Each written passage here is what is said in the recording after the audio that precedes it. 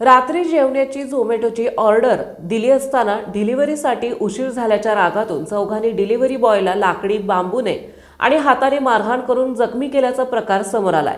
याबाबत जुबेर अहमद रशीद शेख वय वर्ष 35 राहणार धायरी फाटा यांनी आंबेगाव पोलीस ठाण्यात फिर्याद दिली। त्यावरून पोलिसांनी विकास काशीनाथ धोत्रे वय वर्ष 21 राहणार साईनगर कात्रज आणि त्यांच्या 3 साथीदारांवर गुन्हा दाखल केला आहे। हा प्रकार आंबेगाव येथील वाघाजाई नगरमधील रंगाशेठ चौकात 4 फेब्रुवारी रोजी रात्री 11:30 वाजता घडला।